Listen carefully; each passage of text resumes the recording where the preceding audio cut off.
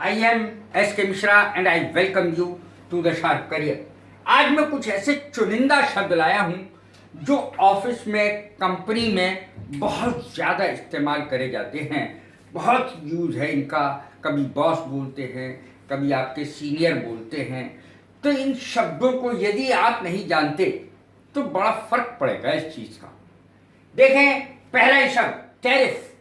जब कभी आप होटल में जाते हैं, जो लिस्ट आपको दी जाती है, कमरे में रखी जाती है वस्तु की, मूल्य की, जो वस्तुएं हैं उनके मूल्य की, टैरिफ, होटल में शुल्क सूची जो हर एक कमरे में रख दी जाती है। एक copy of tariff is placed in each bedroom.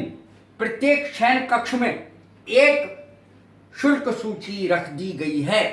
ये इसका अर्थ हुआ। मैंने सेंटेंस लिखा है। टैरिफ अजीब सा शब्द है थोड़ा सा। यदि आप हिंदी में लें इसको तो ऐसा लगता है जैसे तारीफ लिखा हो, किसी की तारीफ करना है। इसका उच्चारण टैरिफ। कस्टमाइज, कस्टमर से बना ये शब्द कस्टमाइज। कस्टमर कहते हैं ग्राहक को। कस्टमाइज ग्राहक की आवश्यकताओं के अनुसार, रिक्वायरमेंट्स के हिसाब से अपने आप को ढाल लेना।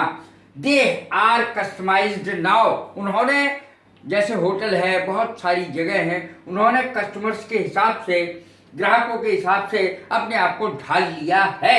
कस्टमाइज करना, ढालना, ये वर्ब है।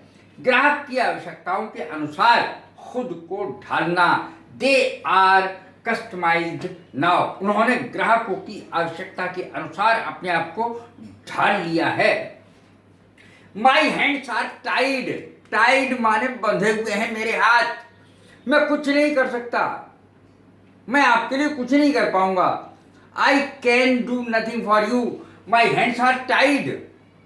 मेरे हाथ बंधे हुए। टाइड माने बंधे हुए, हैंड्स माने हाथ। मेरे हाथ बंधे हुए। किसी के लिए भी कह सकते हैं your hands are tied, his hands are tied, their hands are tied. उनके हाथ बंधे हुए, कुछ कर नहीं सकते। देखें, ऑन द सेम पेज, उसी पृष्ठ पर, अर्थात सहमत होना। Make efforts to bring them on the same page, अर्थात उनको उसी सहमत करने का प्रयास करो। मेक एफर्ट्स, प्रयास करो। To bring them on the same page, इसी पृष्ठ पर लाने का उनको प्रयास करो, यानी अपने से सहमत करने का प्रयास करो। तो सहमत होना बहुत ज्यादा यूज है इन सभी शब्दों का। As a matter of fact, असलियत में, the fact of the matter is this, इस तरीके से भी, the fact of the matter is this, असलियत ये है कि, the fact of the matter is this, असलियत ये है कि। देखें, as a matter of fact, इसका अर्थ होता है दरअसल। I don't like him. दरअसल मैं उसको पसंद ही नहीं करता। As a matter of fact I don't like him, इसको दोनों को जोड़ दीजिए।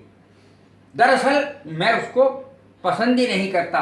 आई डोंट लाइक हिम, मैं उसे पसंद ही नहीं करता हूं। अब देखें, कल ही जो बीता हुआ कल है उसके लिए ओनली यस्टरडे, ये इसकी अंग्रेजी बनेगी। कल ही, I came to know the fact only yesterday, कल ही मुझे पता चला, कल ही पता चला है मुझे। I came to know the fact only yesterday, मुझे कल ही पता चला। इस प्रकार से जब हमें बोलना है कल ही, बीता हुआ कल। अब देखें, to take into account, ख्याल रखना। अब कोई आदमी काम कर रहा है तो उसे करने दो, इस बात का ख्याल जरूर रखो कि वो काम कर रहा है, बिजी है, तो उसे काम करने दो। कुछ लोग होते ख्याल नहीं रखते इस बात का, इस जगह यूज होगा टू टेक इनटू अकाउंट, ख्याल रखना। ख्याल रखना। He never takes into account, वह कभी ख्याल नहीं रखता है दैट आई एम बिजी, कि मैं व्यस्त हूं। बस बीच में आकर इंटरफियरेंस, दखलंदाजी। अब देखें इस शब्द को, I am afraid. I am afraid लिखा हुआ रहता है, लोगों को समझ में नहीं आता क्या लिखा है, इसका अर्थ क्या है। एफ्रेड माने तो डरा हुआ होता है। देखें, मुझे अफसोस है कि, मुझे अफसोस है कि, आई एम एफ्रेड, मुझे अफसोस है कि लगाओ या मत लगाओ। दैट लगा दोगे तो की लगा दो। आई एम एफ्रेड, मुझे अफसोस है। दैट लगा करके लिख सकते हैं अब आप।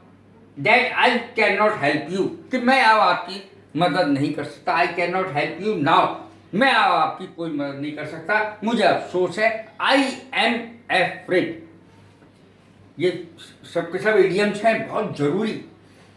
कम व्हाट में, चाहे जो हो जाए, आई विल गो देयर, मैं वहां जाके रहूंगा। आई विल गो देयर, मैं जाऊंगा वहां, चाहे जो हो जाए। कम व्हाट में, इसका अर्थ होता है कम व्हाट में, चाहे जो हो जाए। तो इस प्रकार से, यार चाहे दुनिया इधर की उधर हो जाए, मुझे तो जाना है वहां। I have to attend the marriage, मुझे शादी अटेंड करनी है। कम व्हाट में, चाहे जो हो जाए। आई एम वंडरिंग, बहुत यूज है इसका, मैं सोच रहा हूं। इसका अर्थ लोगों को पता नहीं चलता। देखें, आई एम वंडरिंग का अर्थ है मैं सोच रहा हूं। दैट लगा देंगे आगे तो की लग जाएगा।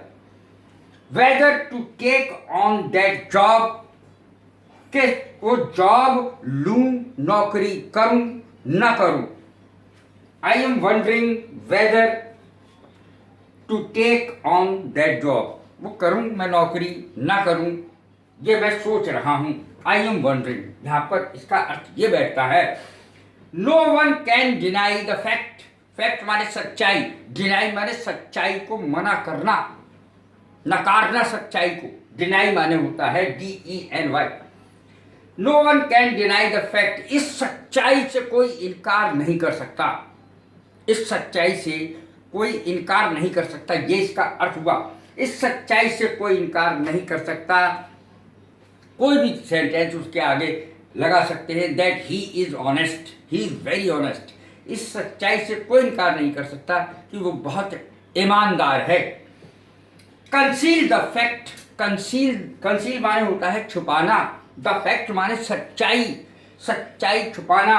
It is very bad to conceal the fact, सच्चाई छुपाना मैंने लिख दिया है। इट इज वेरी बैड, बहुत बुरी बात है। टू कंसील द फैक्ट, अर्थात सच्चाई छिपाना बहुत बुरी बात है। Conceal the fact, the fact इस तरीके से बना सकते हैं। The fact can not be concealed, अर्थात सच्चाई को छिपाया नहीं जा सकता। The fact can not be concealed, can never be concealed, सच्चाई को कभी छिपाया ही नहीं जा सकता। इस तरीके से हम उसको वाक्यों को बनाते हैं। बहुत ज़्यादा बोले जाते हैं ऑफिस में, कंपनी में, इधर उधर, साथियों के बीच में। कैसी लगी है मेरी वीडियो? लाइक करें, शेयर करें, सब्सक्राइब करें। God bless you, thank you.